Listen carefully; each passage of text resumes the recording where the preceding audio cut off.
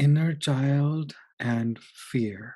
Inner child is a figment of mind, and fear is also figment of imagination or mind. They're not real, yet it feels real. So how come something that is not real but imaginary or figment of our mind or imagination feels real? How is it that we are experiencing it as if it's happening in real life when it is only happening in the mind? If something that is not real but appears as real, if we reverse this, so in my imagination, in my mind, if I embrace that fear, if I feel that fear, if I go along with that fear, if I sort of exhaust that fear, if I finish the fear, if I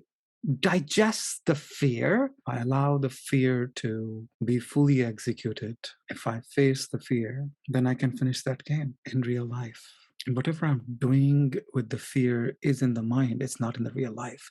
The subconscious mind doesn't know the difference between real or imaginary. Whether the fear is real or whether the fear is imaginary, it feels the same. So instead of being afraid of the fear, I can look straight in the eyes of fear and allow myself to actually feel the fear. And feeling the fear in my meditation, so to speak, in my mind, in my practice, is far less intense, far less difficult, far less real than if I had to face the fear in reality. So, practicing awareness of that fear, the fear of the inner child, or whatever the fear the inner child is feeling. Oh, I'm too afraid to face that fear.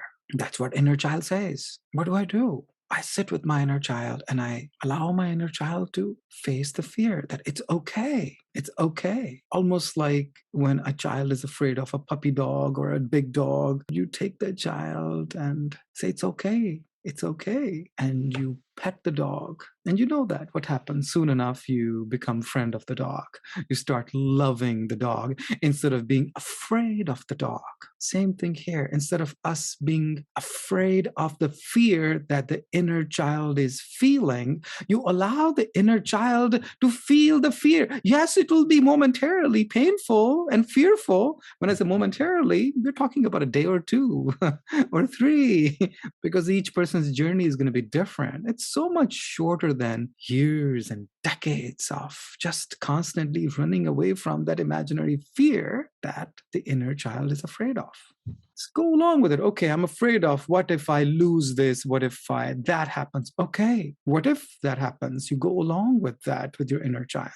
And then what? Because as adults, we are able to look at these steps ahead and be okay with it. But the inner child, which is very stuck in the past as a child, is not able to either see or able to bear the consequences, so to speak. Whereas adults, we are quite okay with things. Me being as an adult right now can deal with all that fear in my mind right now as I allow my inner child to feel whatever it wants to feel or needs to feel. And as a result, that splintered child continues to stay and be stuck in the past and not grow. And when triggered, it acts up, and then you have no control over it.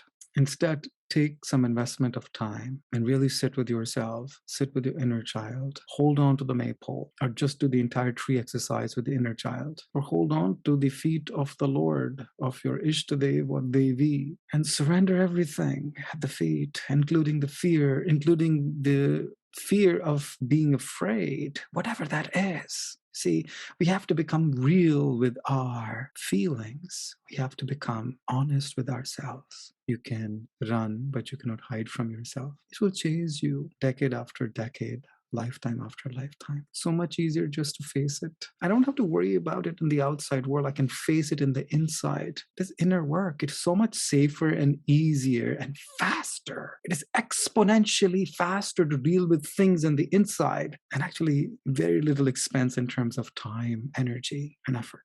When I do that work, When I invest in that work, that means I care for myself. That means I love me.